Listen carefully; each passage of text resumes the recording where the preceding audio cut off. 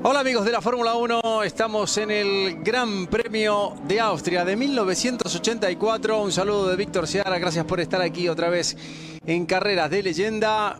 Nos vamos al 19 de agosto de aquella temporada, a la 12ª carrera de esa temporada, peleada por Niki Lauda y por Alain Prost. Habían sido los dos los ganadores de las dos carreras anteriores, venían en un duelo mano a mano, era el puntero del campeonato Alain Prost. Habían pasado un montón de cosas en esa temporada 84.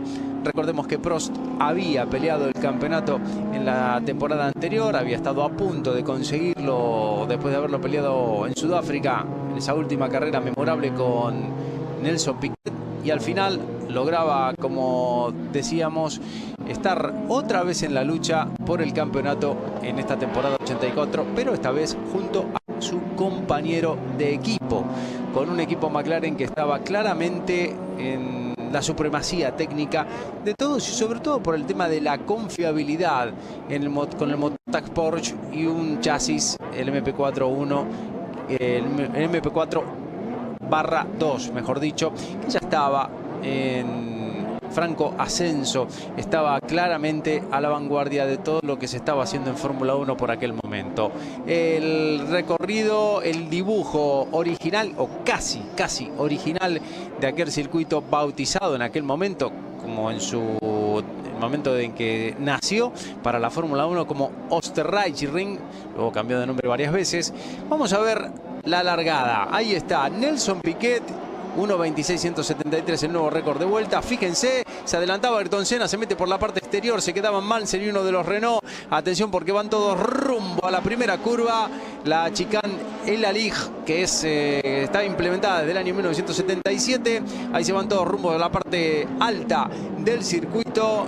Esa chicane que era una S realmente bastante grande. Ayrton Senna, que se había metido cuarto, como veíamos, después de haber comenzado desde la mitad del pelotón, pero se podía meter ahí adelante, como veíamos, el piloto brasileño con ese Toleman, con el cual había estado a punto de ganar en el año 1984 en el Gran Premio de Mónaco. En la punta, Alain Prost. Detrás viene Nelson Piquet con el Brabham Turbo, ese Brabham con el cual Nelson Piquet había sido una especie de outsider. El 2053 no estaba para meterse ahí adelante, pero lo había logrado en base a la brutal potencia que tenía ese motor en un circuito pero tan rápido como este Österreichring, el de Austria. El dibujo casi original, como decíamos, que solamente había cambiado en esa primera chicane, en la primera curva que se había implementado a partir de la temporada 1977. Un dibujo, un paisaje, un entorno único en este circuito, en este trazado, las colinas, en esta zona de Austria, muy cerca a la región de Spielberg. Y atención porque hay novedades, es el número 21, es el auto de Hugh Rottengater, el piloto holandés, y la bandera roja. Se detiene la carrera, un poquito el antiguo Sanso. Uy, qué rápido venía Prost, qué rápido también venía Nelson Piquet, Niki Lauda, Ayrton Senna, qué nombres, los cuatro que iban primero. La bandera roja que sigue ondeando, pero todos que siguen con el pie a fondo, por lo menos en esa primera recta, esa primera curva, esa primera vuelta en la recta principal. Llegando a la primera curva ya iban a empezar a aminorar. El problema era solamente este fuera de pista de Hugh Rottengater, que perdió la parte delantera, como vemos, de su auto, de su Spirit Heart. El auto, como vemos, número 21, el piloto holandés. En esta carrera se daban varios hechos. Se va a detener la carrera ahora por unos cuantos minutos. Vamos a comentar unos cuantos hechos históricos de esta nueva carrera de leyenda, que seguramente les va a gustar porque tiene un montón de ingredientes que la hacían absolutamente única. Pilotos del equipo Renault, creo que es Tambay, el que viene en primer término parando con la bandera roja.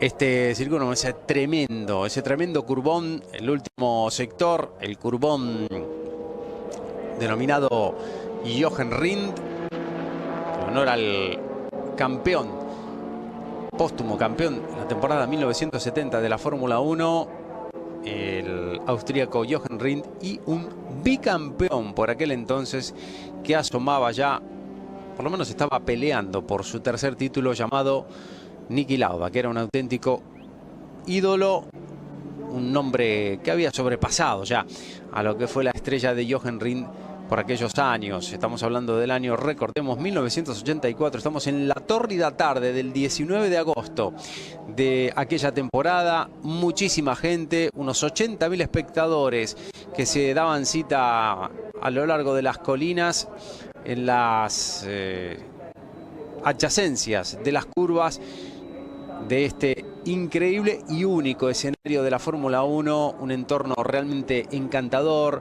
inigualable, con unos paisajes, a quien haya tenido la gran oportunidad y la suerte de poder disfrutarlos, realmente les digo que son excepcionales.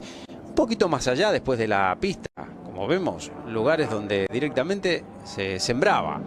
Había prados, había un poco de todo y había colinas en las escapatorias de algunos sitios. Había directamente algunas colinas que si salía algún auto iba a parar hacia el cielo, rápidamente encaraba hacia arriba. Lo vamos a ver en alguna de las tomas que nos van a dar seguramente más adelante. Vamos a ver esas escapatorias que había en aquella época, que como vemos en la parte derecha, una cantidad de pasto, una cantidad de hierba, porque el circuito no iba más allá, no tenía ninguna escapatoria en ese sector de la última curva, que después se acortó, después se hizo completamente diferente a partir de ese escenario nuevo, el llamado por aquel entonces A1 Ring, en la temporada 1997, y eso iba a ocurrir unos 13 años después de este 19 de agosto de 1984. Promediaba la década de los 80, promediaba el dominio de los motores turbo ya en la Fórmula 1 a pleno, en todos los equipos, lo tenían todos implementados, y este equipo, justamente el equipo Renault, aquí vemos a Patrick Tambay, el piloto francés, subido al auto que representaba a la marca francesa por aquel entonces, el RE50.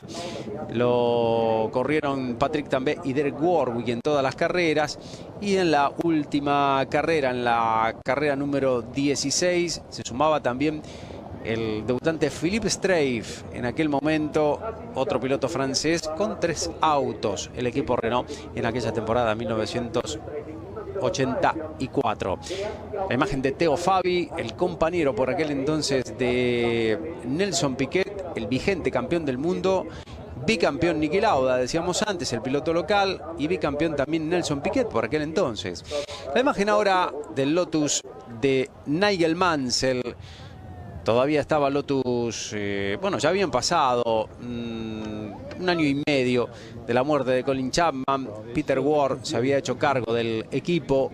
Estaba significando todo una nueva etapa, una etapa diferente, una etapa en la que Nigel Mansell estaba teniendo algunos problemas porque no tenía una tan buena relación Mansell con Peter Ward como la que tenía con Colin Chapman. Fue el hombre que le dio esa confianza para poder entrar en la Fórmula 1 en aquel momento, y Mansell ya estaba pensando en que iba a cambiar de equipo a partir de la temporada 1985, y eso al final se iba a transformar en una realidad. Otra de las cosas, hablando Patrick Head directamente con Frank Williams,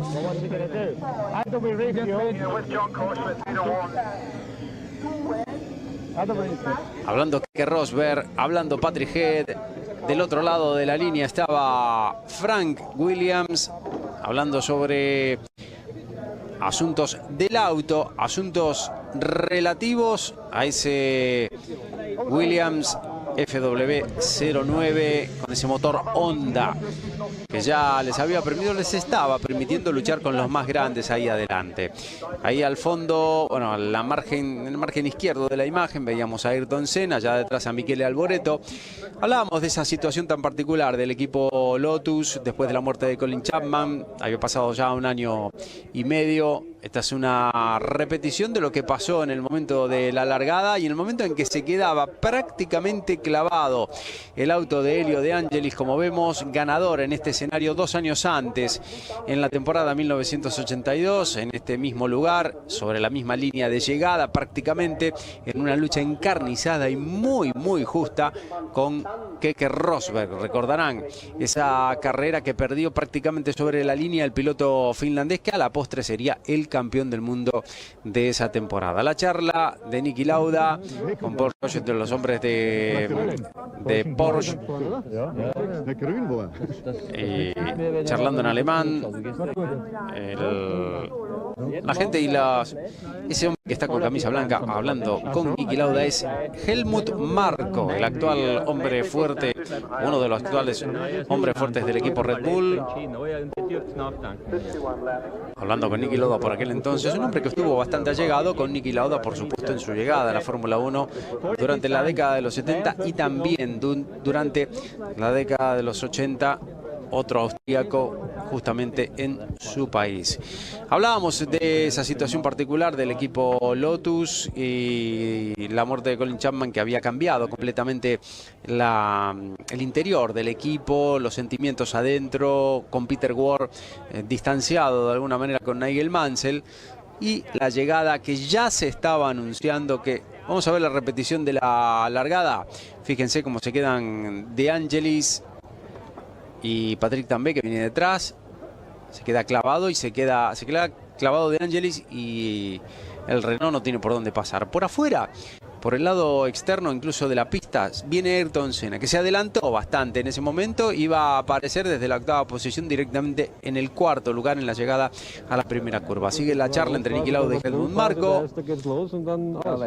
y algunos que le meten la grabadora directamente en aquel momento. Una charla que debería ser privada, pero por aquellos tiempos se permitía. La figura, la imagen, el nombre de Ayrton Senna, que ya planeaba directamente sobre las posibilidades del equipo Lotus para el año siguiente, y al final iba a terminar siendo así. Nigel Mansell se iba a ir definitivamente del equipo Lotus y iba a terminar el piloto brasileño recalando en esta estructura a partir de la temporada 1985.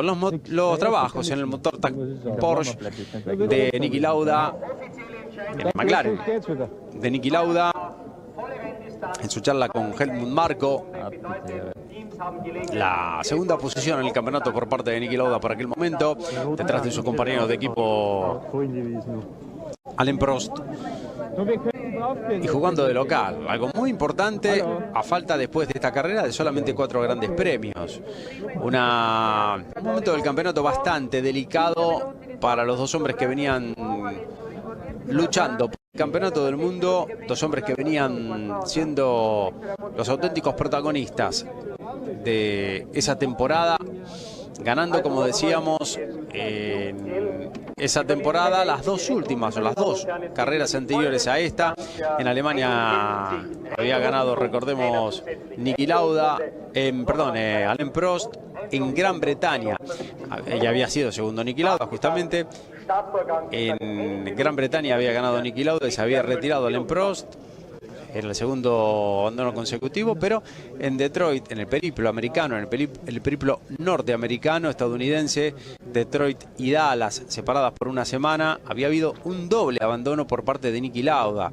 No lo había podido aprovechar demasiado Alain Prost. Había sido cuarto en Detroit y abandono también en Dallas, en una carrera con un calor sofocante, en una carrera en la que el profesor, muy poco habitual en él, había cometido un error y había terminado con las aspiraciones de esa carrera, algo que significó realmente un resultado que al final le iba a pasar factura.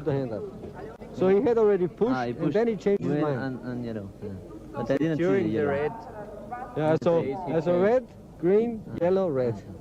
Bueno, están haciendo un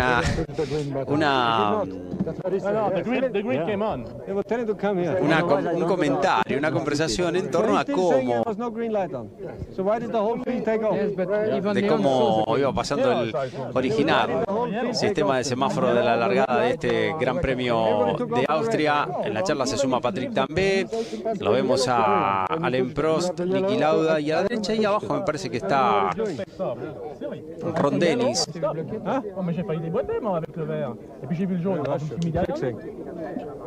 Otra época, otro tipo de forma de ver las charlas que había entre los pilotos y los protagonistas en aquel momento en la Fórmula 1. El prado de fondo, como vemos, las cosechas que, bueno, que todavía no se habían levantado en aquella época. En pleno verano ya estaba bastante amarillito el sector. Exactamente come stanno andando le cose. Qui ci stiamo chiedendo. Ezio Sermiani pregunta a Niki Lauda qué tal iban las cosas. Ahí había una posibilidad, unos 20 minutos de interrupción en este Gran Premio, por ese incidente que no fue tan grave por parte de Hugh Rottengater, pero también influyó muchísimo lo que pasó con Elio De Angelis, que se quedó clavado en la largada, y ese adelantamiento de Ayrton Senna, el cual no se lo iban a permitir de esa manera en la segunda vez que se efectuara la largada realmente efectiva. Vemos en primer plano el chasis desnudo de el Lotus S95T, el auto que llevaba el motor Renault de 1500 centímetros cúbicos, SB6, y ahí veíamos el chasis de fibra de carbono, el original, en el año 1981, estrenado en el Gran Premio de Argentina. Al lado del auto, Joan Vila del Prat, el español, que era jefe de mecánico. Bueno, después se transformó en jefe de mecánico del equipo McLaren y luego del equipo Ferrari. Alain Prost, que está lejos de su auto, la carrocería que la vemos todavía fuera del mismo, y por supuesto el poleman adelante, el número 1, el auto del campeón del mundo, vigente por aquel entonces, bicampeón, ese diseño de Gordon Murray, el auto que había sido sensación el anterior, el BT52, con ese motor BMW, logrando el campeonato en el 83, y en la última carrera, en el último suspiro también hay que decirlo, el 4 cilindros en este caso, a diferencia de los demás que con 6 cilindros. Saludos para la madre por parte de Nelson Piquet. Los vehículos de rescate plantados en el medio de la pista, pero por supuesto detrás del pelotón. Las escapatorias, como vemos, si se iba o no, se iba directamente al prado, a la zona de la agricultura totalmente. No había nada que lo separase, y de este lado un guardrail de doble hoja por aquel entonces en la parte interna y de triple hoja, como vemos, lo que separaba de la parte de la entrada del pit lane. Otras épocas, otra seguridad, otra historia para la Fórmula 1 en aquella temporada 1984, agosto, épocas en las que se escuchaba todavía los resabios de aquel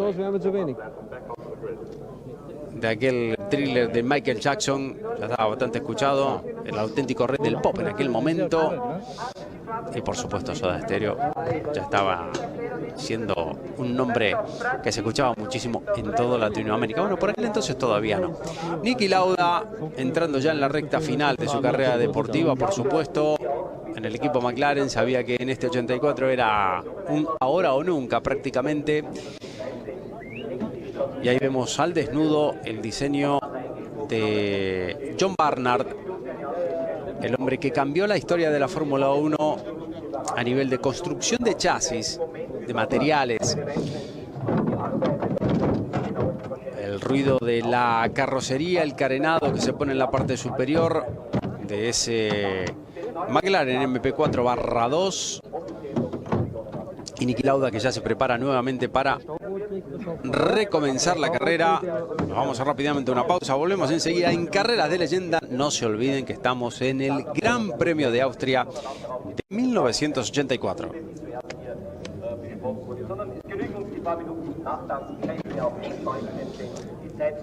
La imagen de Lauda, la imagen del bicampeón del mundo por aquel entonces, los periodistas. Este es Joe Garner, el malogrado piloto austríaco. Recordemos que en esta carrera era una carrera excepcional para el mundo del automovilismo austríaco, porque aparte de Niki Lauda, el hombre que vemos en la imagen, aparte muerte de Joe Garner, el hombre que moriría poco tiempo después en una carrera por prototipos. Estaba también un austríaco que asomaba por primera vez en la Fórmula 1, en esta carrera, su primera carrera. Gerhard Berger debutaba en esta carrera. Gerhard Berger, que corría a partir de aquí, a partir de esta carrera, no de forma total, bueno, lo haría en esta, no lo haría en la siguiente y luego estaría en las 3 carreras finales de esta temporada. Berger, que debutaba con ese número 31 con el ATS BMW, el ATS D7 con ese motor BMW M12, el mismo que propulsaban a los Brabham.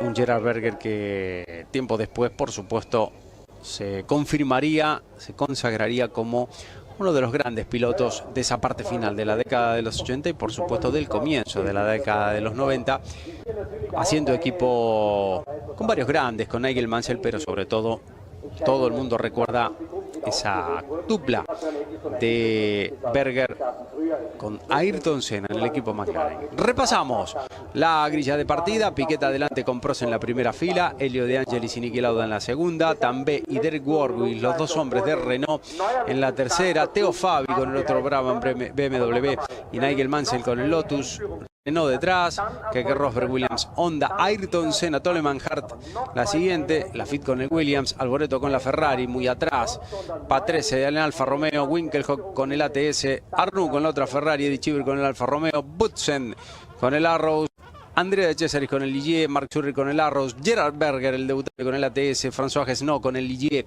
Joe Garner con el Osella, Piercarlo Ghinzani con el Osella, Jonathan Palmer con el Ram, Philippe Alliot con el Ram y cerrando el lote, Hugh Rottengater con el Spirit Heart. Y ahí estaba el trofeo que se daba particularmente a los hombres de la pole position.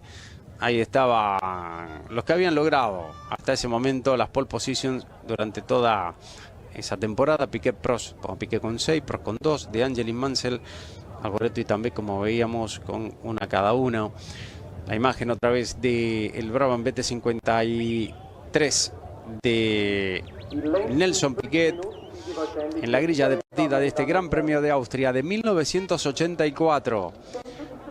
La imagen concentrada, el casco GPA, algo realmente bueno. La charla, fíjense, con Gordon Murray a su lado, al lado de Gordon Murray, que está se puede decir, no se puede decir irreconocible. Es Charlie Whiting el que está sentado sobre la delantera derecha del BT53. La charla entre Piquet, Gordon Murray y Charlie Whiting. Tanto tiempo después, Whiting, director de carrera.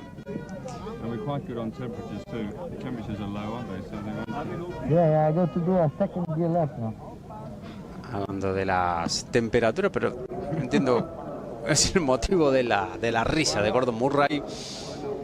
Un auténtico personaje y también, por supuesto, una auténtica leyenda en el diseño de la Fórmula 1.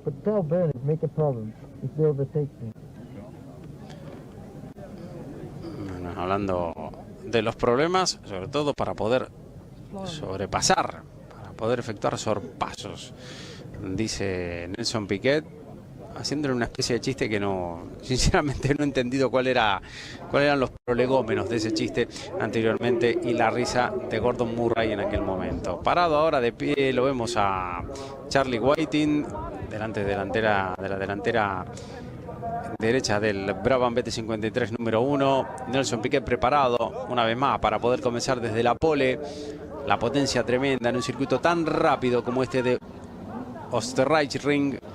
Recordemos que eran casi 6 kilómetros los que tenía este trazado, utilizado desde la temporada 70 a la 76 en su configuración original, la más rápida. Luego, a partir de la temporada 77 se utilizó hasta la 87 con la configuración que veremos hoy en este recuerdo del Gran Premio de Austria 84. El último ganador en este escenario había sido vamos a hacer el repaso exacto. Había sido exactamente Alain Prost en el año 1983.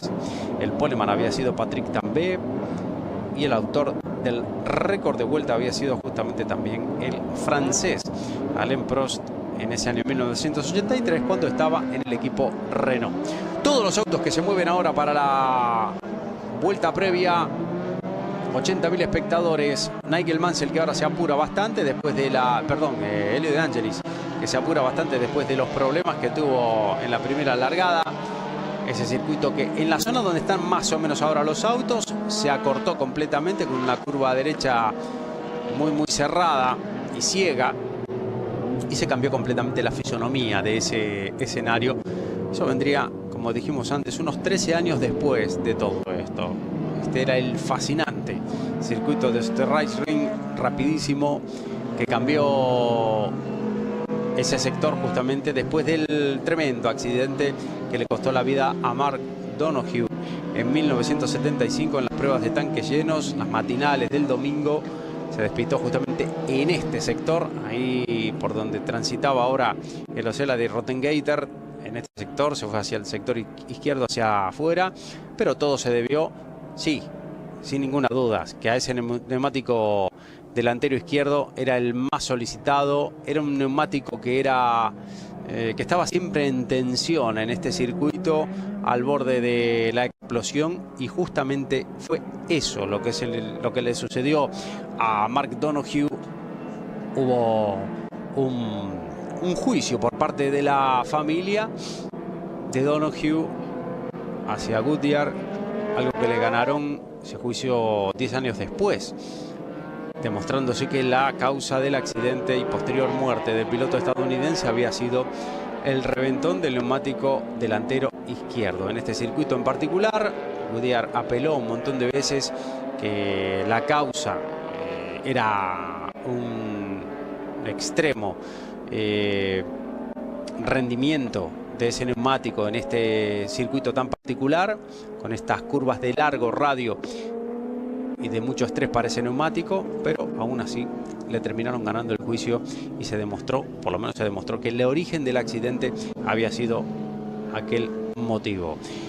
El auto de Nelson Piquet del 2053 liderando todo el pelotón. Detrás viene Prost, luego De Angelis, luego Lauda, luego los pilotos de Renault, Tambay y Warwick, el Brabham de Theo Fabi. Por ahí aparecía el Toleman de Ayrton Senna, que estuvo a punto, recordemos, de ganar algunas carreras antes de este mes de agosto del 84. Había estado a punto de ganar su primera carrera, de no haber sido por la detención en la mitad de la misma, o antes de la mitad de la misma, por parte del director de carrera Jackie Ickx en Mónaco, dándole la victoria a Alain Prost, lo que hizo que otorgasen la mitad de los puntos. Por eso Prost tenía decimales en su... no tenía un número redondo en su haber, y eran 43,5, como le pasó a todos los pilotos que terminaron dentro de los puntos en aquel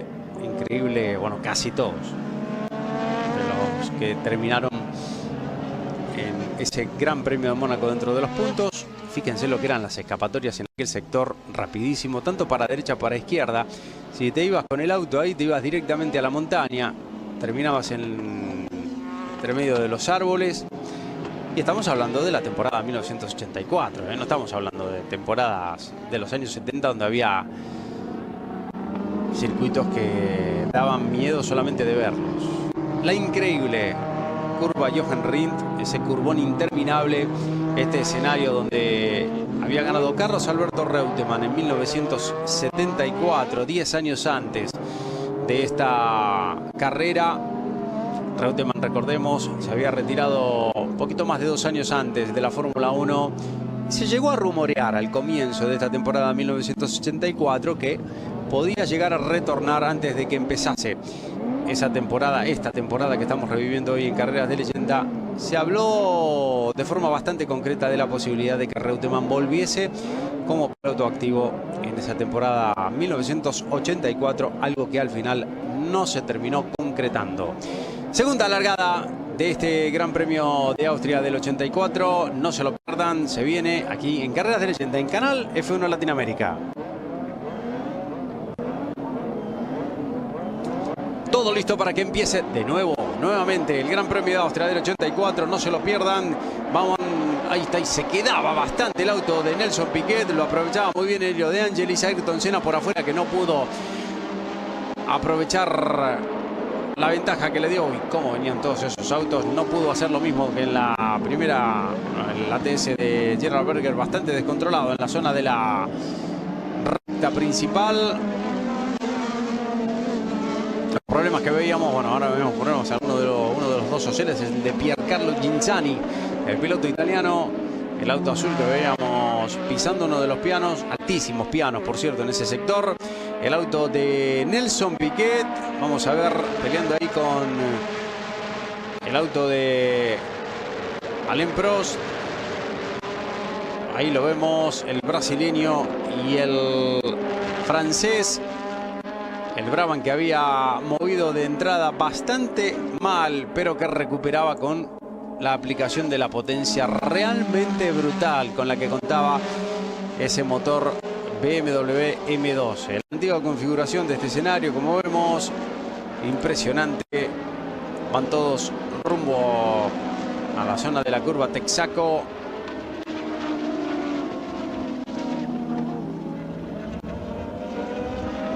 Una pista que a partir del 97 se hizo bastante más ancha, se hizo el trazado bastante más sencillo, se suavizaron un montón de curvas, pero el cambio más importante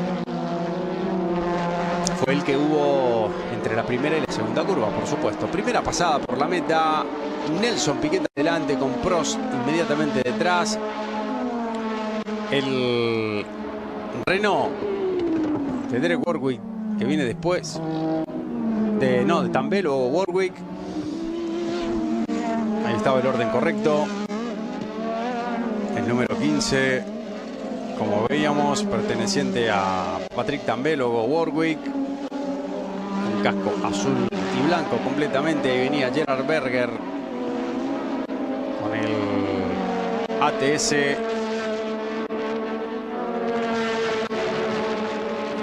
Y el sonido tan particular de esos motores turbo de la década de los 80. Un sonido diferente, muy ronco. Y sobre todo, que no tenía absolutamente nada que ver con lo que vino unos años después, por supuesto. Mantenimiento de los motores aspirados a partir de la temporada 89, pero todavía le quedaban 4 temporadas y media a el reinado de los motores turbo en la Fórmula 1. Nelson Piquet, Brabham número 1. Nelson Piquet, que era el campeón reinante, como decíamos, pero que en el campeonato no había logrado grandes cosas, salvo, excepto esas 2 victorias consecutivas que había logrado Nelson Piquet en los grandes premios de Canadá y de Detroit. Luego un segundo puesto en el... No, perdón. Luego ha vencido solamente un 9º puesto en el Gran Premio de Bélgica.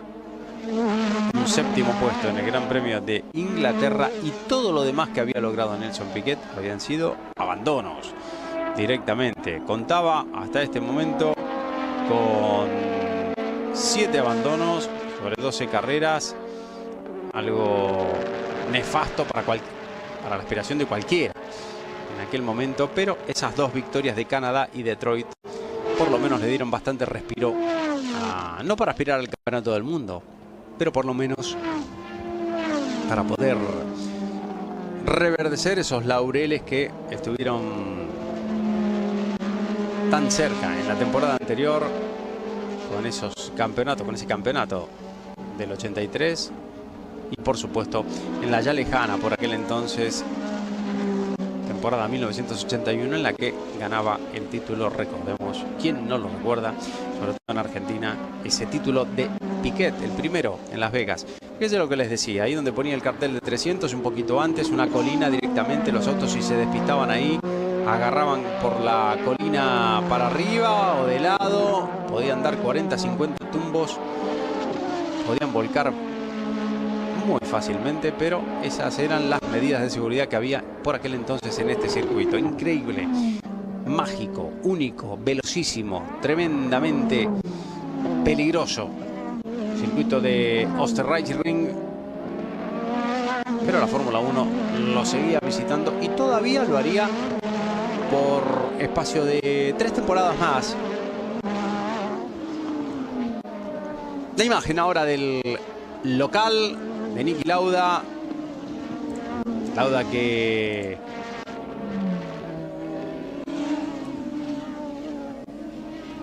ya era un piloto completamente consagrado, por supuesto, en la Fórmula 1.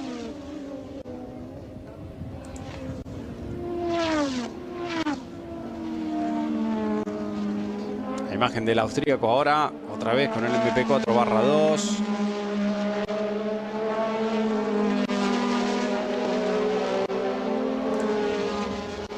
Y otra vez al puntero de la carrera. Recordemos, tiene que ser 51 vueltas, 1:26.173 había sido el tiempo récord para Nelson Piquet con aquella configuración, con este Brabham BT53.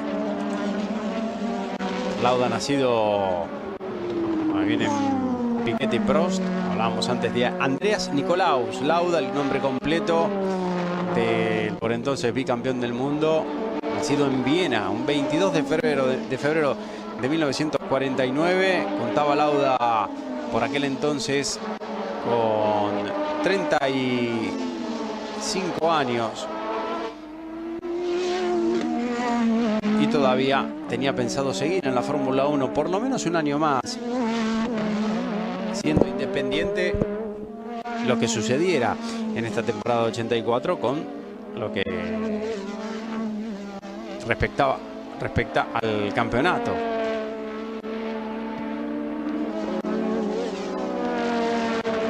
Títulos mundiales en los años 75 y 77, ambos con Ferrari, recordémoslo. Luego el segundo puesto en el año 1976, el año de su accidente. Ahí lo vemos a Lauda en primer plano.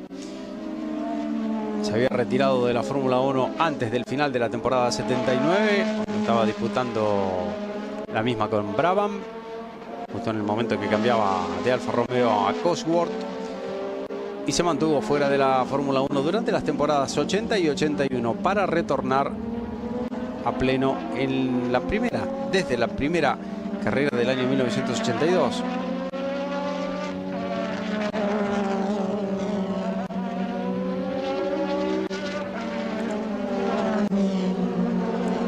Lauda, que había abandonado en el Gran Premio inaugural, el de Brasil, pero había ganado en la segunda carrera en este 84, por supuesto. Me refiero en Sudáfrica. En la segunda carrera del año había ganado, en la primera había ganado Alain Prost. Luego en Bélgica abandonaba, igual que en San Marino. En Francia volvía otra vez a ganar. De 5 carreras había ganado 2, pero había tenido 3 abandonos. La siguiente en Mónaco abandonaba por salida de pista. Carrera en la que ganaba su compañero de equipo, pero con la mitad de los puntos, recordémoslo. Lauda era segundo en Canadá y luego ese doble abandono de Detroit y Dallas en el periplo estadounidense. Luego vendría la victoria en Inglaterra y el segundo puesto en Alemania. No estaba haciendo un año perfecto, había tenido que sufrir 6 abandonos, no todos por problemas mecánicos, como citábamos el problema de Mónaco, cuando fue un error claramente por parte de Niki Lauda. Mientras que Prost, hasta ese momento, mientras Lauda había ganado esas 3 carreras, Prost se había hecho por aquel entonces ya con 4 triunfos. Había ganado en el Gran Premio de Brasil, la prueba inaugural, había ganado en San Marino, en Mónaco y en el Gran Premio anterior a este, el Gran Premio de Alemania. La situación venía más a favor de Prost, que había sido segundo justamente detrás de Niki Lauda en el Gran Premio de Sudáfrica, tercero en Canadá, cuarto en Detroit, y hasta ahí eran todos los resultados que podía sumar el profesor, que había abandonado en 3 ocasiones nada más, en Bélgica, en Dallas y en Gran Bretaña.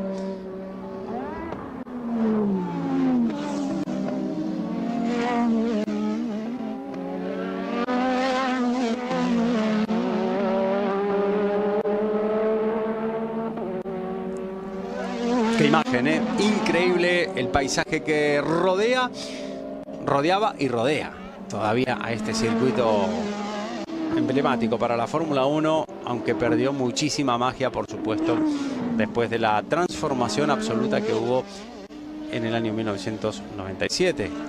Volvía a la Fórmula 1 en aquella temporada, se iba a mantener hasta la temporada 2003 y luego iba a retornar en la temporada 2014 hasta nuestros días. Y por supuesto todo motivado, mucho de ello motivado, primero por el nombre, ¿no?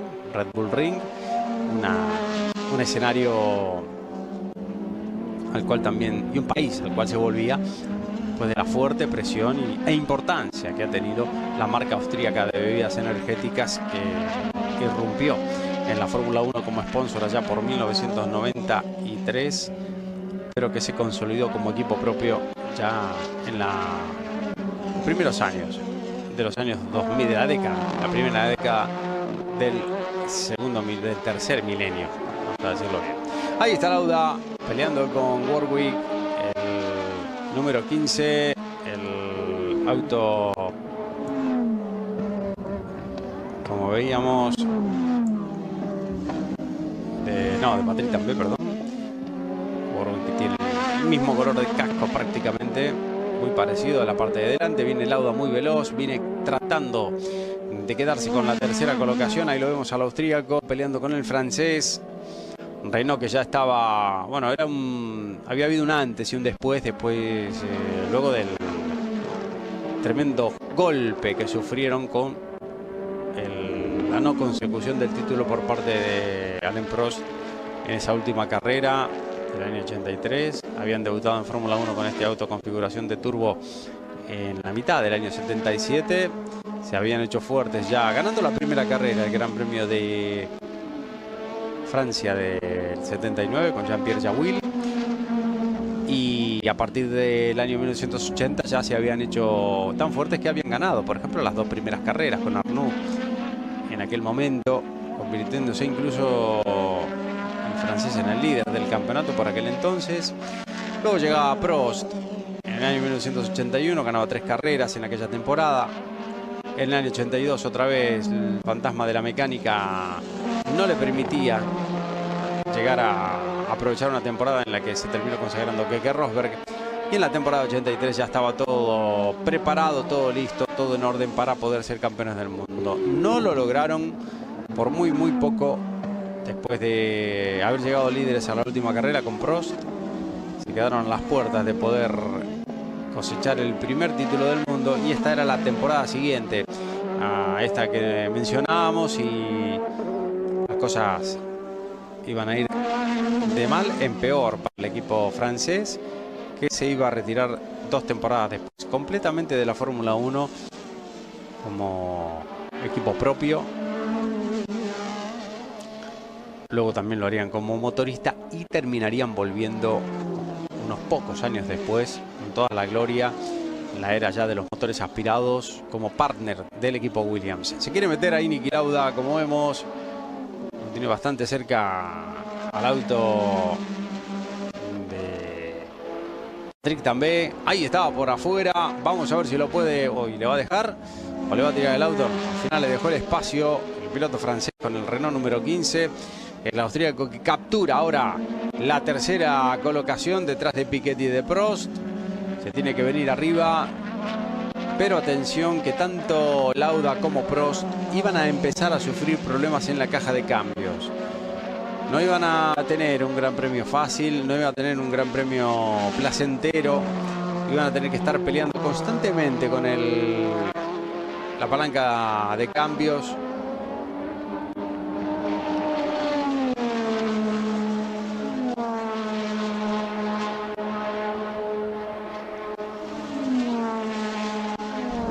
Fíjense la cantidad de espectadores que había en ese sector antes de la llegada a la curva número 1. Tremendo.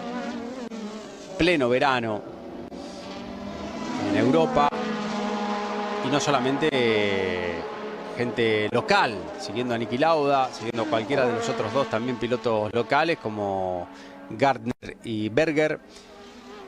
Berger, recordemos que debutaba en esa carrera, sino también, por supuesto, gente que venía desde otras latitudes, desde las cercanas fronteras alemanas o también italianas. La repetición del sorpaso de Niki Lauda a Patrick Tambay por la parte externa del ese sector de las curvas Texaco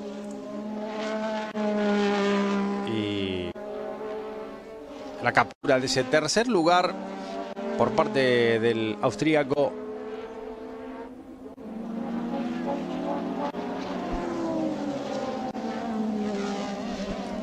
Ahí está el hombre de McLaren, ahí está recuperando algo de terreno ya a partir de ahora con respecto a los líderes, con respecto a Nelson Piquet y Alain Prost.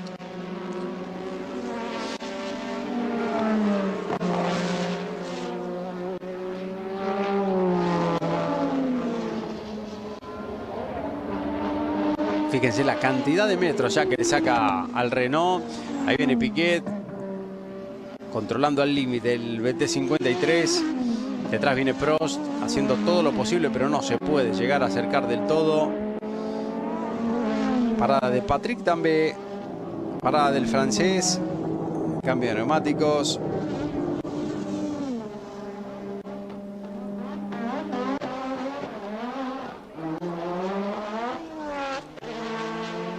Acelerando a fondo por el antiguo pit lane de este trazado,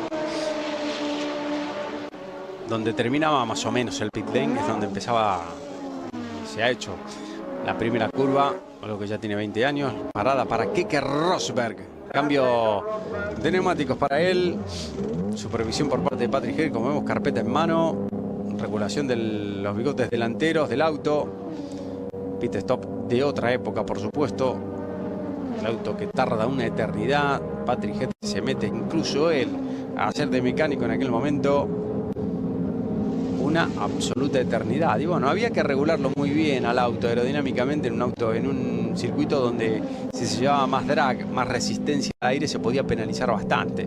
Una parada eterna. Hoy es impensable tardar tanto, más de 40 segundos ahí adentro para cambiar la aerodinámica en la parte delantera del auto, pero era algo que se podía llegar a, entre comillas, tolerar.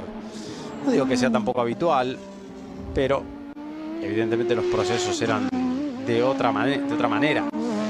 Era algo completamente diferente. Fíjense hacia la parte derecha. A la externa había guardrail, pero hacia la parte derecha las colinas, estas que les hablaba, en algunos sitios eran más empinadas, en otros menos.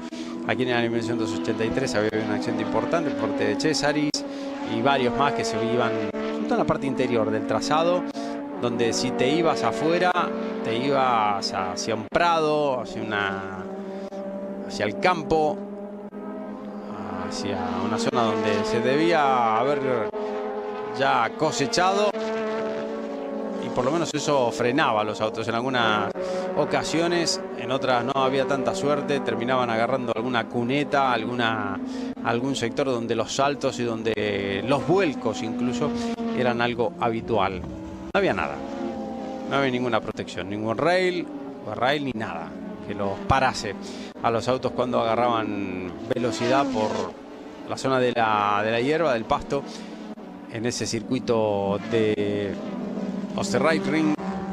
Y novedades, atención, en el equipo Williams es el de Jacques Laffite, el francés, con el motor Honda en graves problemas, se va a tener que parar.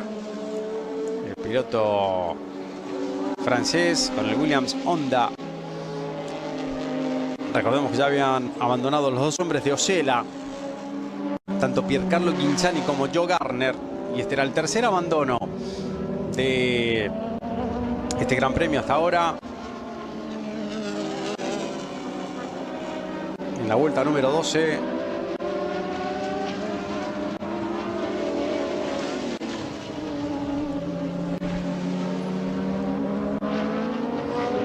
Ahí lo vemos a Renault. Ahí lo vemos a los dos hombres del equipo Alfa Romeo que vienen detrás de él, peleando duro y parejo ahora por la recta principal. René Arnoux, que había tenido su momento de gloria en 1983 en el equipo de Maranello y que ya estaba en una especie de decadencia después de haber obtenido buenos éxitos por aquel entonces en la Fórmula 1. Arnoux, nacido un 4 de julio de 1948. Arnoux, que por aquel entonces contaba con 36 años de edad. No, estaba a punto de cumplir los 36. Y que había debutado en la temporada 78 con el equipo Martini.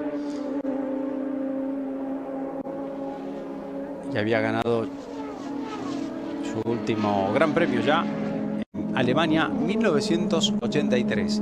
El abandono por parte de Jacques Laffite, como vemos, el Williams del francés, al que se le acaba la carrera de forma definitiva.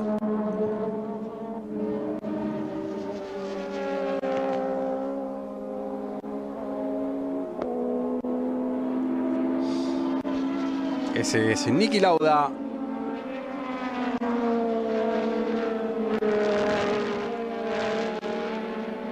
En la zona más rápida del circuito.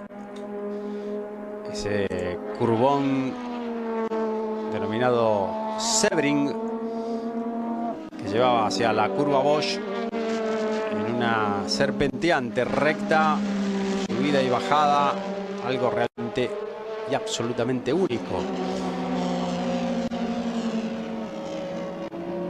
La vuelta más rápida, como vemos, por parte de Niki Lauda, el austríaco, con 1:33.019.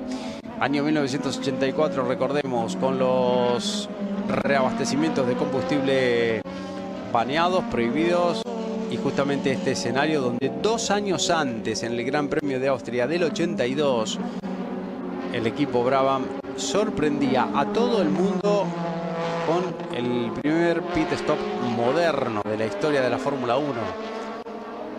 Una carrera impecable, una carrera increíble, que no pudieron ganar, pero sí que fueron protagonistas y podrían haberlo hecho de no haber tenido problemas mecánicos.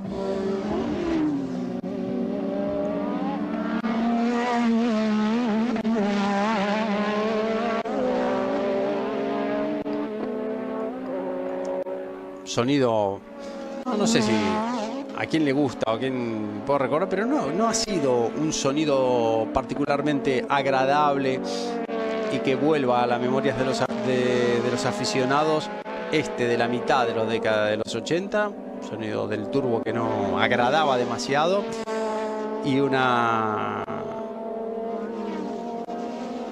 época que fue recordada más bien por la enorme potencia de los autos, que llegaban a los 1200 caballos de potencia en condiciones de clasificación, alrededor de los 1000 en condiciones de carrera.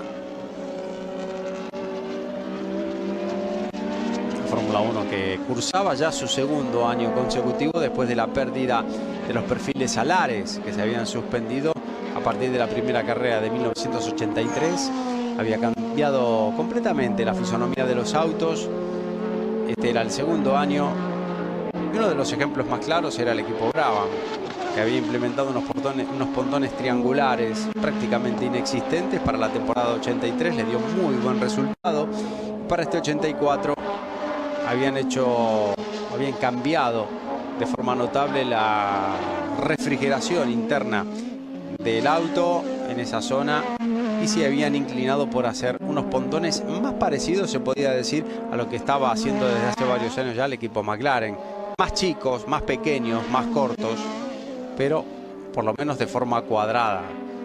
Aunque recordemos y repetimos, le había dado muy buen resultado al equipo Brabham hacerlo de la otra manera, en la que estábamos nombrando.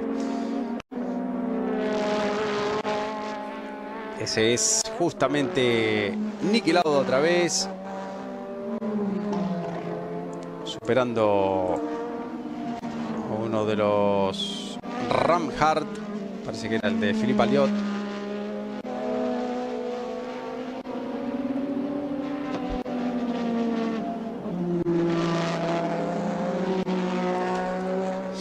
Ahí está Niki Lauda, ahí está el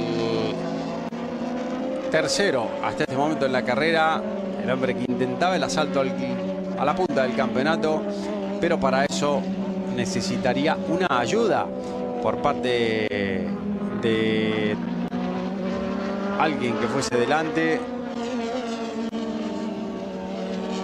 Necesitaba una ayuda, por supuesto, de su compañero de equipo, de Alain Prost, que estaba segundo detrás de Piquet. Ahí lo vemos a Piquet, ahí lo vemos a Prost, y allá detrás, con un ritmo cada vez más rápido y haciendo récords de vuelta, venía Niki Lauda. Así van a juntar Piquet, Prost y Lauda.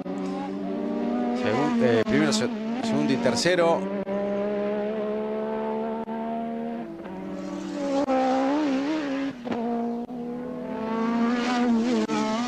Con este resultado le iba a sacar aún ventaja Prost a Lauda. Un resultado que podía significar mucho en la parte final del campeonato. Parada ahora para el otro Renault, el de Derek Warwick, el británico. Recordemos que antes tardaron en Williams casi 40 segundos. Bueno, se entretienen un poquito más con la trasera izquierda del piloto francés.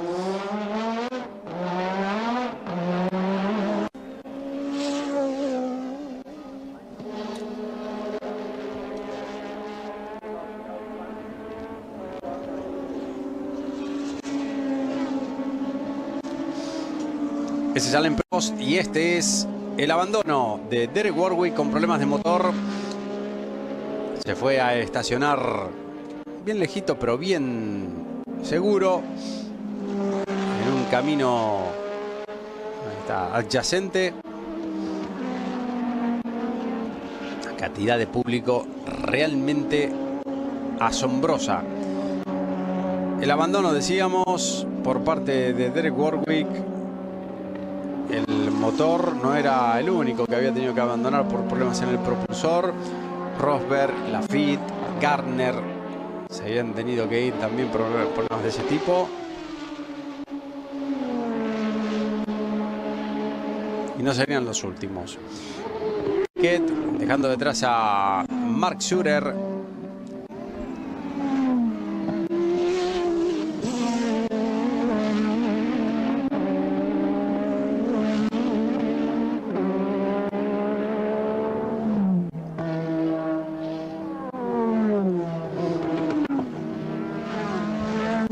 Esa es la imagen de Prost, que sigue persiguiendo en vano a Nelson Piquet. Parece estar a veces levemente más cerca, pero son 2 metros que pierde Piquet cuando tiene que superar algún rezagado.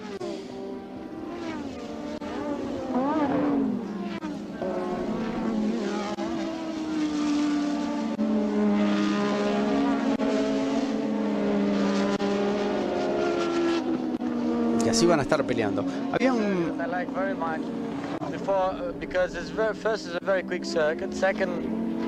Es un circuito muy rápido, dice Piquet, hablando de... Se baja, se sube mucho. Muy emocionante, excitante este circuito. Algo raro, ¿no? Opinando del circuito cuando, bueno, unas declaraciones anteriores, por supuesto, de Piquet a la carrera, hablando de este trazado tan particular, como decíamos, muy veloz, con subidas y bajadas. Una bandera argentina que asomaba ahí en el margen izquierdo de la imagen, en la recta principal, me pareció verla por lo menos. Ahí estaba Piquet con el BT53. Hablábamos antes de los problemas que podían llegar a tener los hombres del equipo McLaren, que a nivel de motor no parecían estar preocupados, pero sí tenían ciertos problemas, ciertos temores con respecto a la caja de cambios. Ahí sí que no lo tenían todo claro. Ahí estaban dubitativos y era algo que iba a pesar prácticamente hasta la parte final de la carrera. Si tenían algún tipo de problema en ese sentido, sabían que podrían llegar a ser definitivos. Después de 20 vueltas ahí está. Todavía nos queda para llegar un poquito, nos queda para llegar a la mitad de la carrera. Piquet adelante, Prost, Lauda, De Angelis, Senna y Mansell. Fíjense que 6 nombres adelante, los que recogían puntos. Increíble porque también tenemos que recordar que Mansell, por ejemplo, por aquel entonces todavía no había ganado ni siquiera su primera carrera.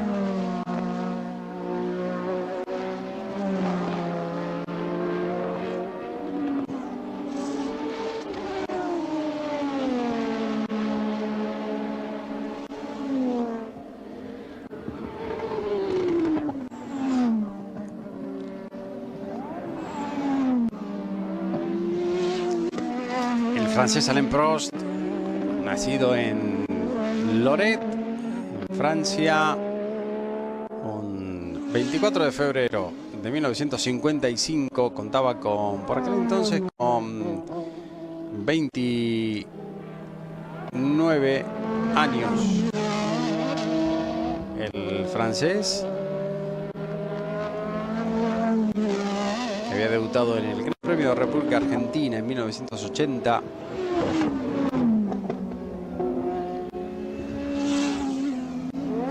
Primera carrera siendo sexto, y luego en la siguiente carrera, su segunda carrera, el Gran Premio de Brasil, había logrado ser quinto. Una progresión increíble, pero luego en Sudáfrica un accidente, se rompió la muñeca y no pudo participar, así como en el siguiente Gran Premio, el Gran Premio de Long Beach, el cuarto Gran Premio del año 80, y se quedó como lo mejor después de algunos abandonos, los dos sextos puestos también de Inglaterra y Alemania y Holanda, perdón, para Prost en aquella temporada de debut de 1980, y luego cosechando su primer podio, el primer podio de la historia deportiva de Alain Prost en la Fórmula 1, que lo lograba en el Gran Premio de Argentina de 1981.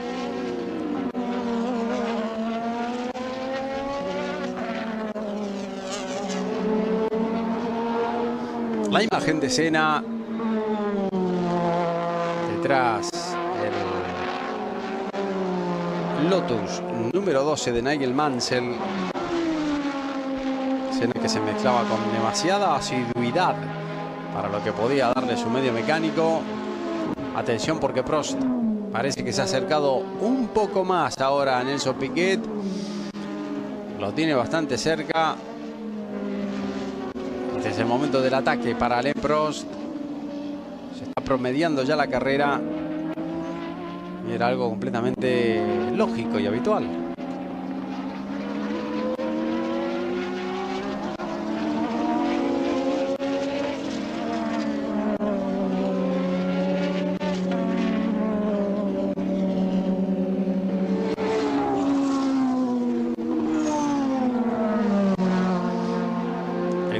Jochen Rindt, en las partes más rápidas de todos los circuitos del calendario de la Fórmula 1. Por aquel entonces, una curva temible para todos los pilotos, algo de peralte con cero escapatoria.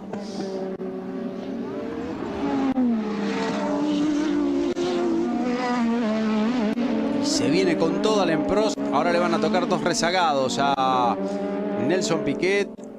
Tiene que tener mucho cuidado por lo que puede pasar. Parece que una de las Ferrari está por ahí adelante. El primero es el ATS BMW de Gerhard Berger. Y delante me parece que es la Ferrari de René Arnoux.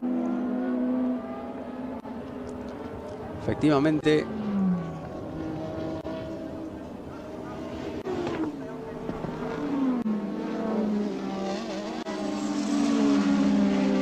El número 18 es el Arrows BMW de Thierry Woodsen.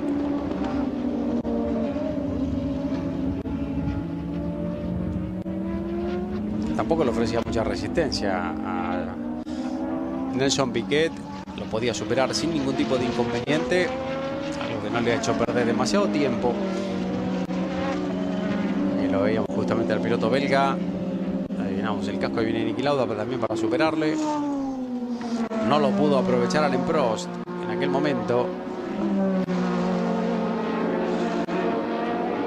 Recordemos que tienen que ser 51 vueltas para completar el total lo que tienen que hacer los pilotos en este Gran Premio. Ahí están Piquet, ahí está Prost, detrás viene Lauda, un poquito más lejos ahora y más cerca viene Prost.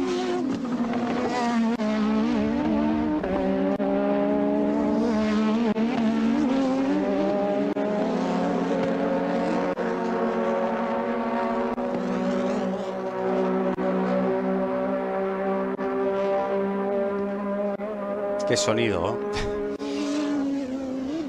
Sinceramente no fue nunca uno de mis, bueno, hablando estrictamente de forma personal, nunca fui un partidario de ese sonido que hubo hasta mitad, un poquito más de la década de los 80, pero particularmente antes de llegar a la mitad de la década no eran sonidos muy agradables los de los autos. Otra vez el récord de vuelta para Niki Lauda, 1:32.882.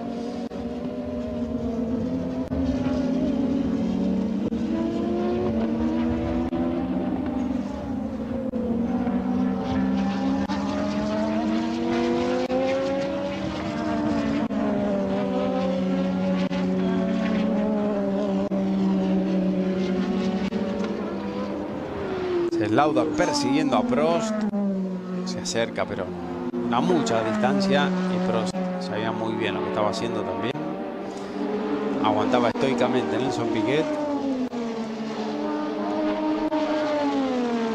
Recordemos que ya estaban teniendo problemas en la caja de cambios tanto Prost como Lauda.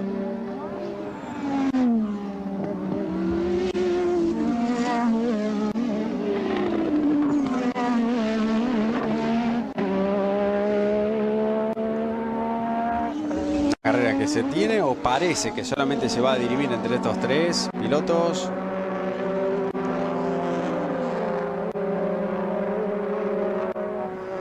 Nosotros nos vamos a una pausa mientras mediamos ya la carrera, pasamos de la mitad de la misma, vamos rumbo poco a poco a la parte final, la lucha entre Piquet, Prost y Lauda aquí en Carreras de Leyenda en Canal F1 Latinoamérica.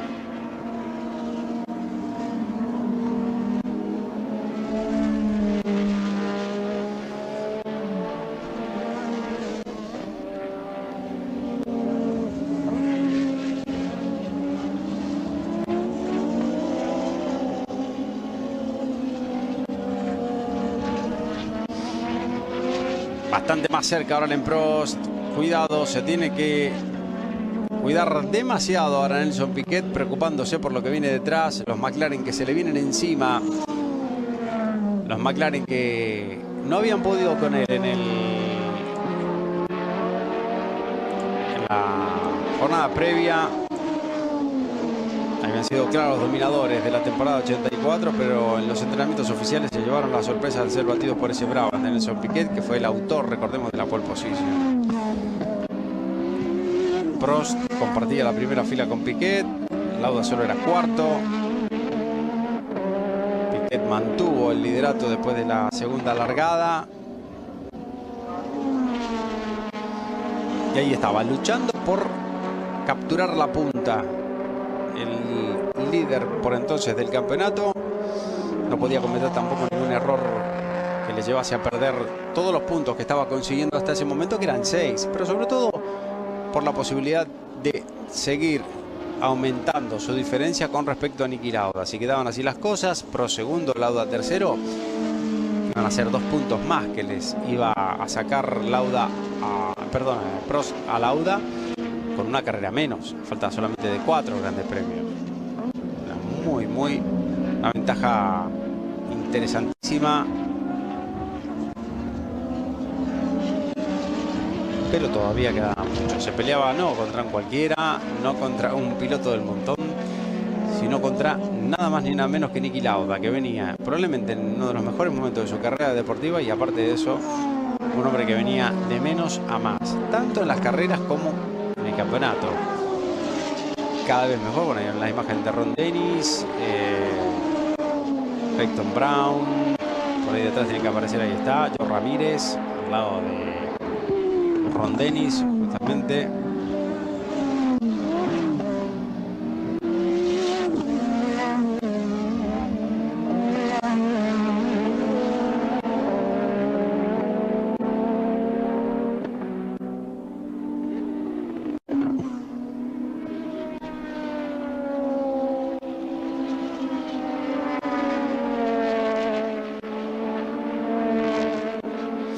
La parada de René Arnoux, el cambio de neumáticos para el piloto francés, el trabajo del equipo Ferrari.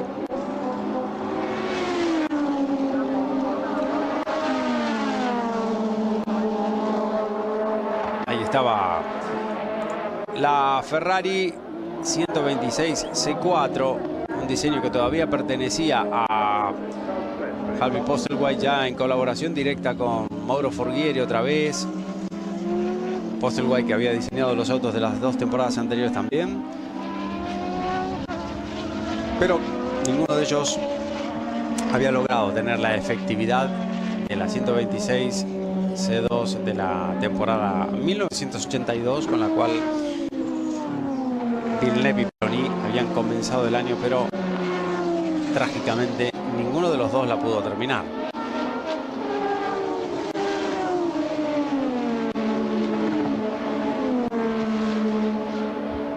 Patrese como rezagado.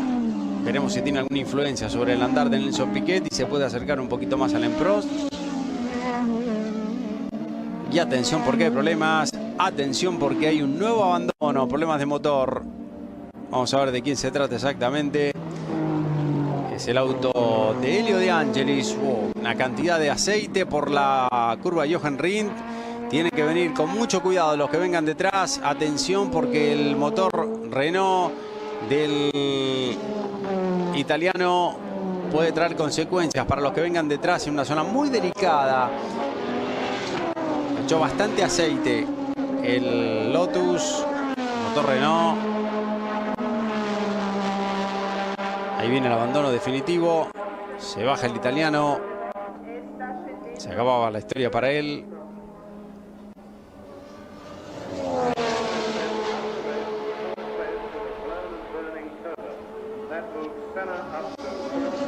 Vamos a ver qué pasa, porque había muchísimo aceite en la pista. Había que andar con mucho cuidado y sobre todo los hombres del equipo McLaren tienen que andar con mucho cuidado. Este era ahí, fíjense cómo pasaba, uy, cómo se le iba el auto. Cómo se le iba el auto a Nelson Piquet. Fíjense, ahí estaba la consecuencia directa de lo que había pasado con el aceite del auto de Elio De Angelis. Estuvo a punto de perder el control el piloto brasileño, pero el que lo perdía finalmente era Alain Prost, que se despistaba, que tenía un error, venía peleando con la palanca de cambios. Alain Prost, después de los problemas, fíjense, Ron Dennis en primer plano, no sabían qué era lo que podía pasar, qué era lo que había pasado hasta ese momento. Abandono de Prost. Todo muy a favor de Niki Lauda. En el campeonato tenía ahora la gran posibilidad de ponerse primero. La mirada desoladora de Ron Dennis. Joe Ramírez estaba detrás. Y una verdadera preocupación por parte del equipo McLaren por un hombre que venía liderando el campeonato.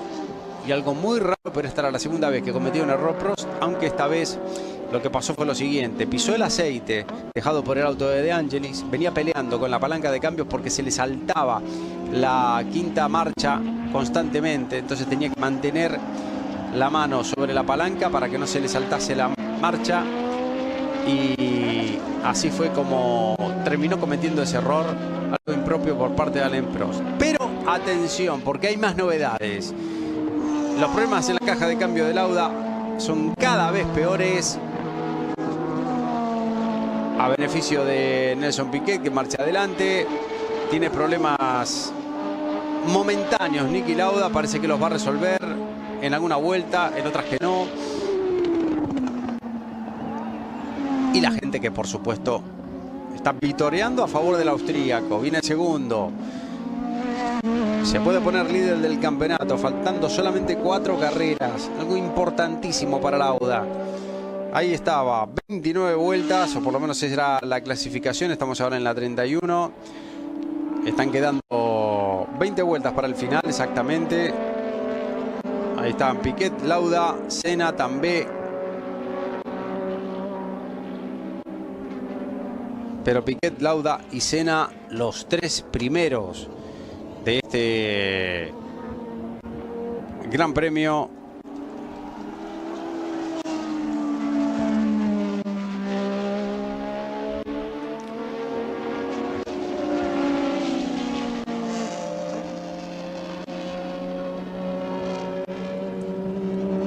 Y los locales que querían ver no solamente pasar a la punta del campeonato Niki Lauda, sino que querían verlo ganar también. Pero estaba muy sólido por adelante Nelson Piquet. Ahora parecía que estaba bastante más cerca Niki Lauda. Después de algunos problemas, se solucionaban de vez en cuando. Ahí estaba Lauda, cada vez más cerca. Ahora sí era el momento del austríaco. Una carrera típicamente a su estilo. El auto de Prost, que sigue ahí sin retirarse, en una de las zonas más peligrosas del circuito, pero no pasaba absolutamente nada. No se utilizaba el safety car, ni había nada parecido que haga que se ralentizara la marcha por ahí. Lauda, que le mostraba el auto a Piquet, las tribunas que estallaban, el austríaco que se podía poner líder del campeonato. Nelson Piquet, que en toda la carrera había sido el líder, nunca se había sentido tan amenazado como ahora con Niki Lauda.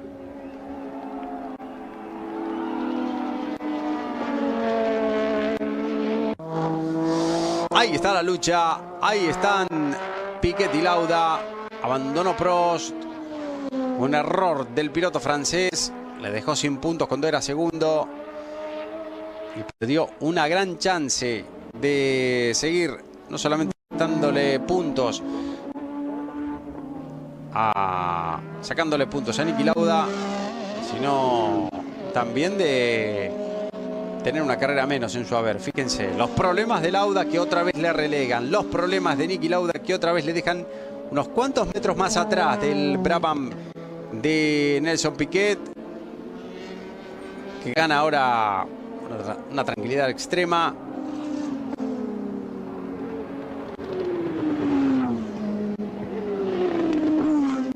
Ahí lo vemos al austríaco. Ahora parece que recupera otra vez algo de ritmo. En un momento determinado se quedaba bastante. Problemas en la caja de cambios, recordemos.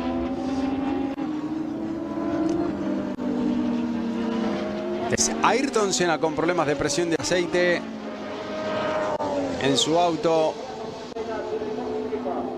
A ver si los puede arreglar o no. A ver si los puede subsanar. Va a ser bastante complicado poder hacerlo. Otra vez Lauda, que se empieza a acercar paulatinamente al auto de Nelson Piquet.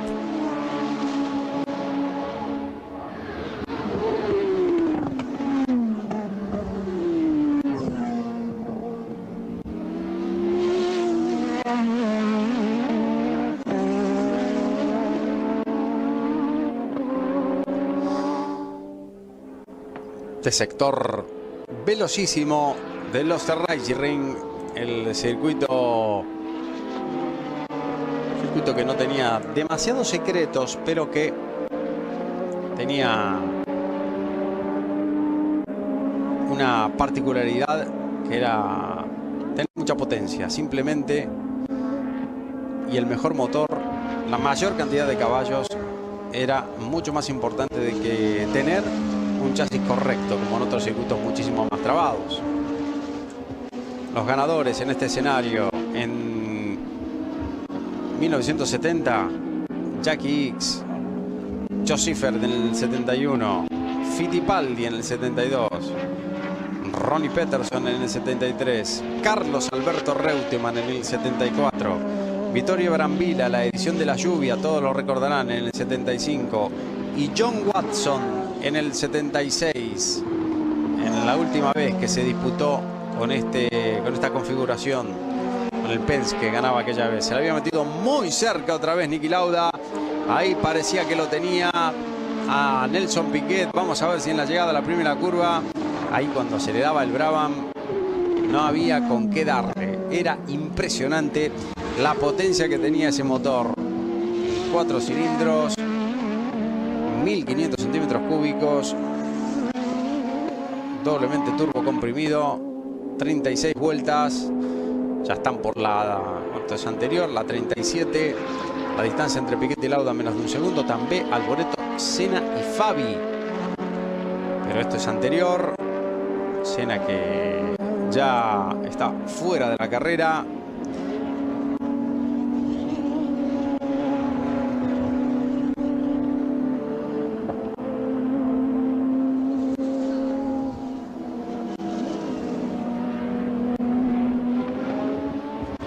Y Niki Lauda, al que le quedan vueltas todavía, le quedan 13 y fracción, pero tampoco se puede dormir. Sabe que le queda tiempo. Los inconvenientes fueron relegando esa oportunidad de sorpaso cada vez más. Ahora vuelve a estar la situación aparentemente un poquito más controlada por parte de Piquet.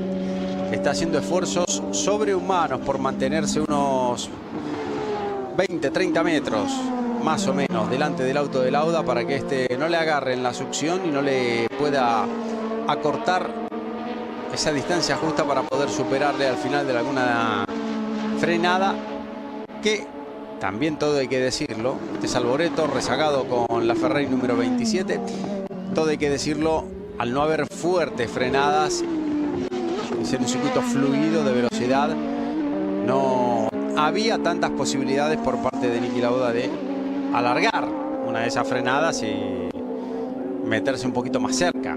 Fíjense que no hay ningún punto prácticamente donde sea una frenada fuerte, salvo lo que era la llegada a la primera curva, ¿no? El punto más lento y aún así era bastante rápido.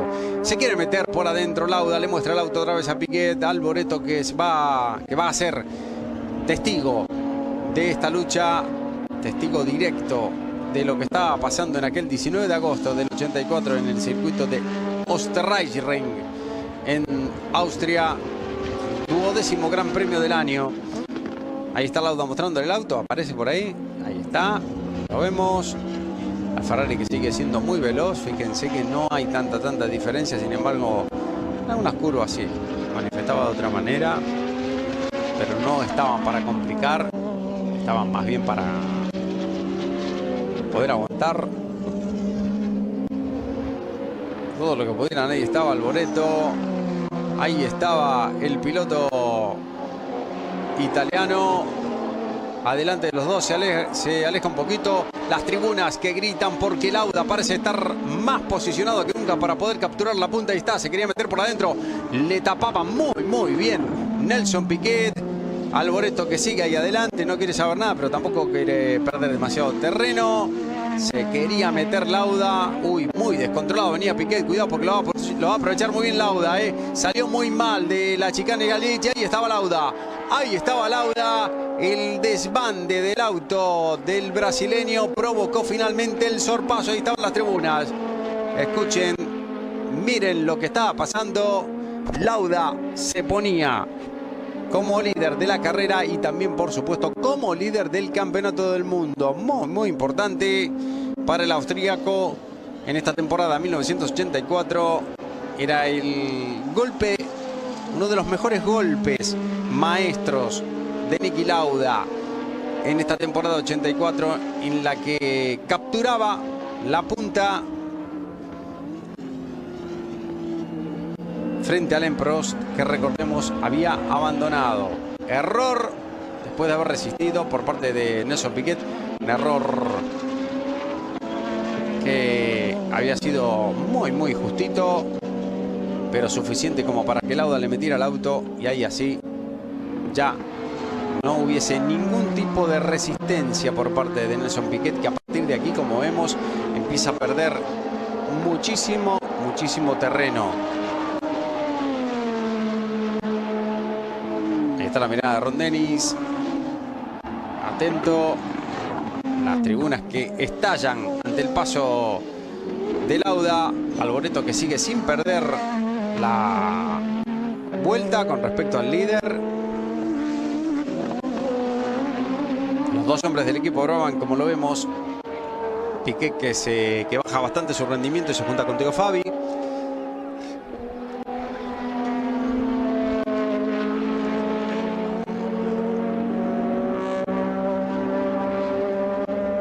Ahí está el momento en que Nelson Piquet va a cometer el error, lo vamos a ver al final. Ahora, ahí estaba, perdiendo el control en el momento de aplicar la potencia del motor BMW.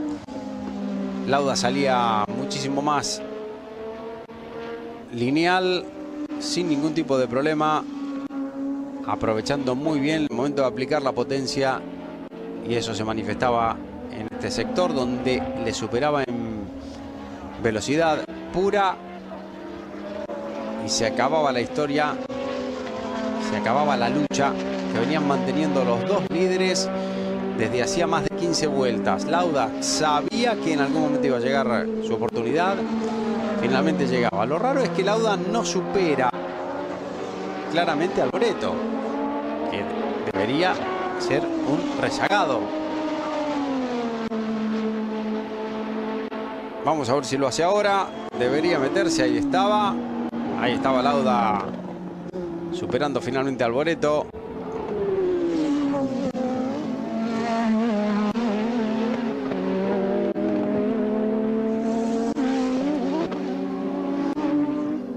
Por adelante de ellos va el Ramhart de Philippe Alliot, otro de los rezagados.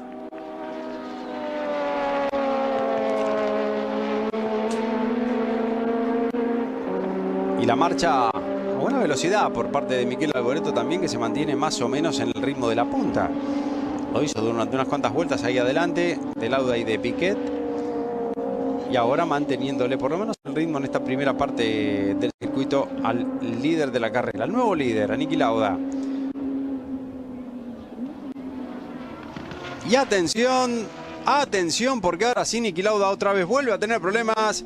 Atención con lo que está pasando con el austríaco. Parecía que tenía la carrera en el bolsillo, parecía que tenía todo perfectamente controlado, pero los problemas... Levantaba la mano, la desazón de todo el público. Ahora volvía a caer en desgracia. Ahí venía Piquet. Ahí venía el piloto brasileño. Le va a superar. Ahí estaba el Brabham número 1. Otra vez le devolvía la moneda a Nelson Piquet. Qué situación tan rara para Niki Lauda. Extraño lo que estaba pasando, pero le estaba pasando justamente a Niki Lauda en el peor sitio posible. Ahí estaba Lauda regulando la marcha, haciendo lo que podía con los inconvenientes que venía teniendo.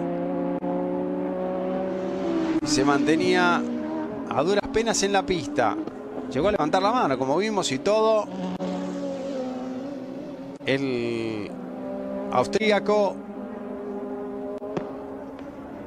no estoy seguro si el que pasó ahí fue Teo Fabi directamente. Necesitamos un plano más completo, o si es Nelson Piquet, pero bueno, problemas para Lauda. Como vemos, el McLaren número 8 a un ritmo sensiblemente inferior al que venía trayendo en la pista anteriormente. Y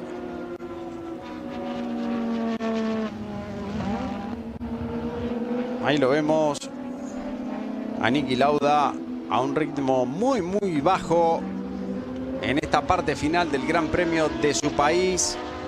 Un lugar donde tenía que ganar sí o sí prácticamente. Y todo está en duda y va a estarlo prácticamente hasta el final. Abandono de Prost.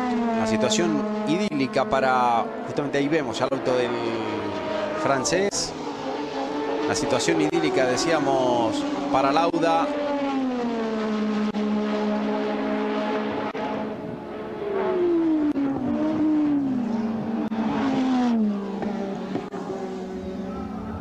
Pero es también, siempre fue Lauda un auténtico experto en poder regular no solamente las distancias, sino lo que podía, problemas para Tambay, sino también administrando lo poco que le podía llegar a quedar de mecánica en alguna parte final de una carrera. Patrick Tambay, problemas de motor definitivos para él.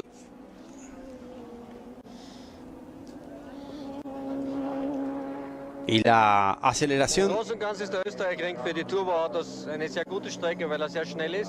debe estar hablando en alemán, supongo que haciendo lo mismo que hizo Nelson Piquet antes, ¿no? Cuando pusieron la imagen sobre impresa del brasileño explicando lo que significaba para él y cuáles eran las características de este trepidante circuito de Österreich-Ring. Y ahí estaba Lauda manteniéndose a duras penas ahí adelante como podía, con lo último que quedaba. Una carrera que tenía que ganar sí o sí. Si quería mantenerse, por lo menos si quería hacerle frente de una manera mucho más sólida en el campeonato a su compañero de equipo, Alain Prost.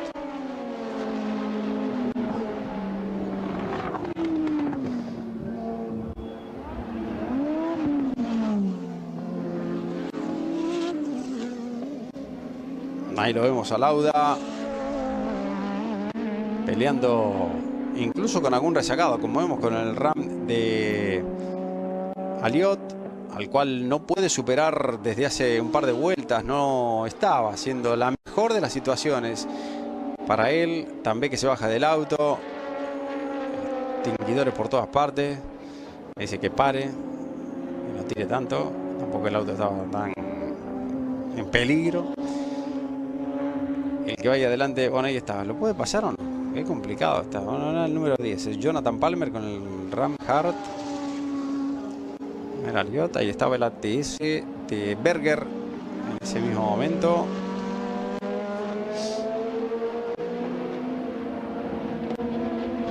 Ahí está el sector donde estaba el auto de Patrick Tambay.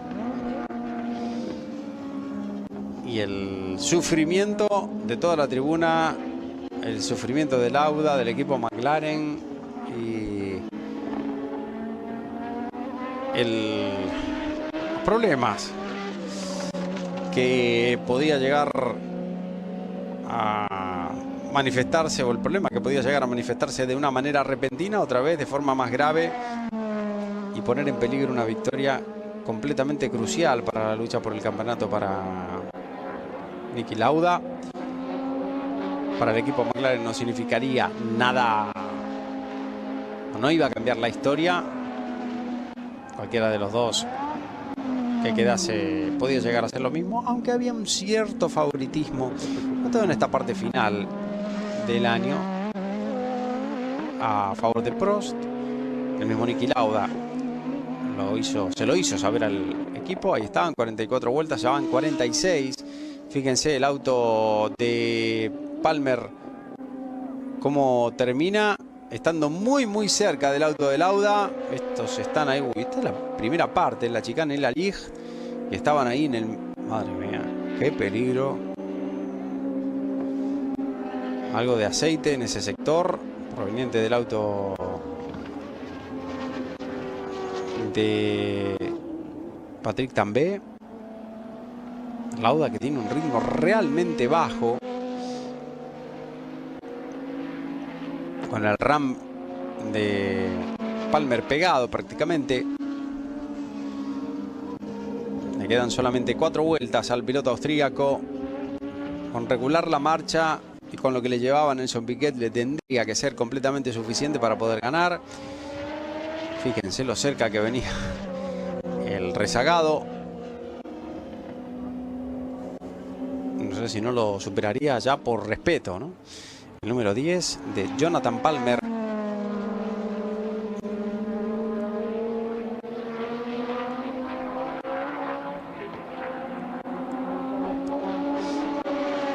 No pasó por la meta para Lauda. Y ahí estaba el rezagado superando al líder de la carrera. Tal era la situación de incertidumbre en torno al auto de Niki Lauda. Ahí viene Nelson Piquet, segundo, tratando de recortarle lo que puede, pero había perdido tanto terreno Nelson Piquet en el momento que le superó finalmente Niki Lauda, que ahora se estaba arrepintiendo de haber bajado tanto el ritmo. La distancia era mucha, pero Piquet estaba tratando de recuperar como podía, y a Lauda le iban marcando de que Piquet se estaba acercando poco a poco, cada vez más. Ahí estaba Lauda intentando, bueno, estaría Aliot, que no entendía nada. Berger, la parada del piloto local, su debut en la Fórmula 1, y no entendería nada porque lo dejaba pasar el líder, se le metía en la succión para tratar de ganar velocidad. Una carrera demasiado inusual para cualquier piloto y sobre todo para entenderlo en aquella época donde no había comunicaciones por radio, donde entender algunas cosas era muy complicado, a una cosa bastante, lo que hoy en día sería algo exageradamente sencillo por unas órdenes de radio. En esos momentos era completamente impensable tenerlo y todo se basaba en las pizarras de boxes. Ahí radicaba todo el mensaje que le tenían que dar a los pilotos.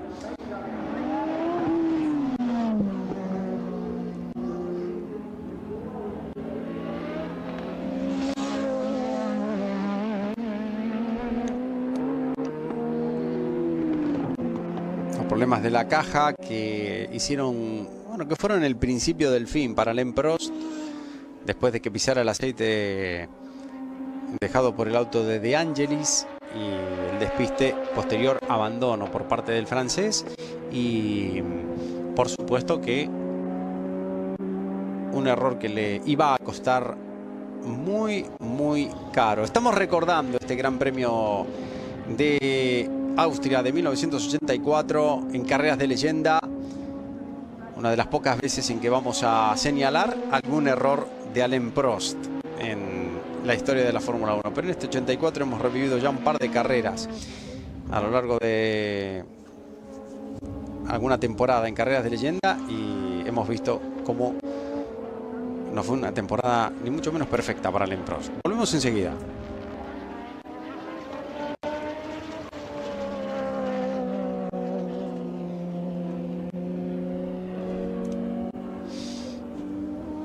Ahí está Lauda con la cautela más absoluta, siguiéndole el ritmo a un rezagado. Fíjense lo que estaba haciendo.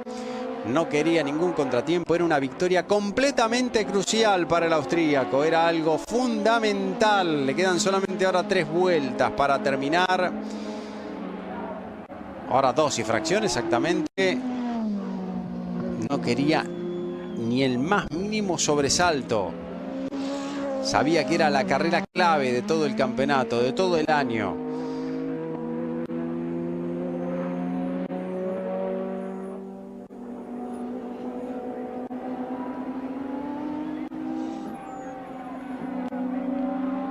Hay que recordar a lo que pasaba en la Fórmula 1. Muchas veces se recuerda este año 1984, lo cerca que quedaron Lauda y Prost en el campeonato. Y muchas veces o pocas veces se recuerdan todos los detalles. Por eso lo revivimos aquí. Tenemos la oportunidad de revivirlo en Carreras de Leyenda. Todos los detalles de casi todas las carreras que se dieron durante determinados años, para no pensar de que todo fue categóricamente de una manera o de otra, ni blanco ni negro, sino que hubo un montón de matices.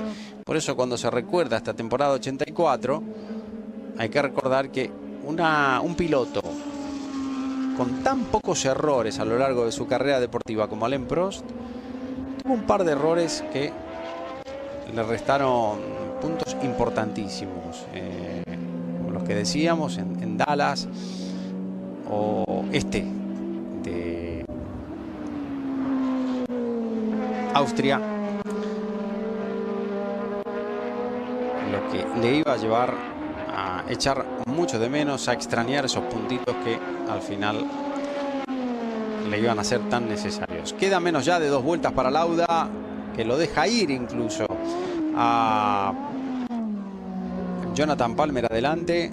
No tiene ningún reparo, no tiene ninguna vergüenza Lauda de poder hacerlo. Lo hizo, de hecho, en numerosas ocasiones. Le da igual. Si tenía que bajar el ritmo hasta el último momento, ¿para qué iba a esforzarse? Ya lo mismo ganar por 1 segundo que ganar por 20.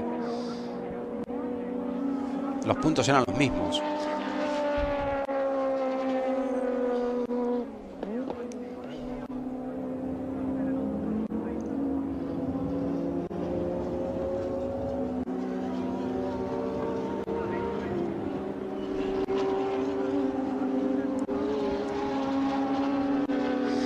Ahí estaba Piquet, que tampoco tenía un ritmo espectacular, y eso también motivó la relativa tranquilidad de Lauda, que debería entrar ya en la última vuelta, si mis cálculos no me fallan. Los últimos metros para Niki Lauda en el Gran Premio de su país. Niki Lauda, que terminó disputando en la Fórmula 1 171 grandes premios y que, recordemos, en esta temporada había ganado en Sudáfrica, en Francia, en Gran Bretaña, y ahora estaba a punto de consagrarse en el Gran Premio de su país en Austria. Última vuelta, ahí lo pone justamente. Le quedan estos casi, ya menos de 6 kilómetros, 5.7 al piloto austríaco. En el año 83 había sido sexto en la carrera, en el año 82 había sido quinto, luego había que remontarse al año 79, donde había abandonado. En el año 78 había abandonado también en Austria. En el 77 había sido segundo. En 1976 no había corrido. Recordemos que estaba convaleciente todavía de su accidente. En el año 75 había sido sexto, año de su primer título del mundo y que venía siendo dominador. En el 74, después de una encarnizada lucha con Carlos Alberto Reutemann, abandonaba finalmente el austríaco. En el 73 no se disputaba y en el 72 era décimo. Y en el 71 su primera carrera y debut en la Fórmula 1 en este escenario también abandonaba después de haber comenzado en la parte final del pelotón. Ahí estaba Lauda, en la que se iba a convertir en la primera carrera ganada en su país. Ahí estaba la última curva para el austríaco, y no solamente la primera carrera que ganaba Lauda en Austria, sino también una carrera importantísima. Ahí estaba la victoria del austríaco, importantísima en función del campeonato. El abandono de Prost, la victoria de Lauda, los 9 puntos que lo iban a catapultar a la punta del campeonato 84. A falta de 4 carreras nada más. Ahí venían peleando los dos hombres de Arrows, que iban a llegar finalmente en las quinta y sexta posición, Thierry Boutsen y Mark Surer. Lauda primero, a 23 segundos iba a llegar Nelson Piquet, todavía no lo hizo. Ahí estaba, 23.5 Piquet, ya llegaba ahora sí. Michele Alboreto a casi 50 segundos, tercero, excelente con la Ferrari, recuperando muchas posiciones. Había sido 12º en la grilla de partida. Fabi cuarto con el otro Brabham BMW a casi un minuto. Había comenzado séptimo, y como decíamos, como veíamos que venían peleando ya con vuelta perdida, con una vuelta atrás, Thierry Boutsen y Mark Surer, los hombres del equipo Arrows con el motor BMW. Victoria de Lauda, la primera en su país, y por supuesto iba a ser la última también. Muchos abandonos en esta carrera, muchísimos abandonos. Esa es la imagen del número 31, del debutante, de Gerhard Berger, el hombre que empezaba hoy su andadura en la Fórmula 1, algo que iba a terminar muchísimos años después, unos 13 años después, nada más ni nada menos, en el Gran Premio de Europa de Jerez de la Frontera de 1997. Mucho tiempo después.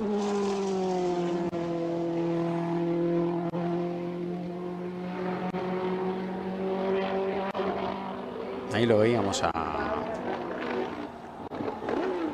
Gerhard Berger, que lograba llegar 12º con graves problemas en la caja de cambios. El último de los autos que clasificaba. Los demás, ninguno de los que quedó, bueno, quedaba último Berger, pero por lo menos lograba terminar en una carrera en la que muchos tuvieron graves problemas. La caja de cambios. El gran ganador, Lauda, de esta carrera, ahí estaba, 48 para Lauda, 43.5 para Prost, 26.5 de Angelis, 24.5 para Arnoux. La carrera del año para Niki Lauda. Algo realmente increíble, importantísimo triunfo, uno de los más importantes de su carrera deportiva.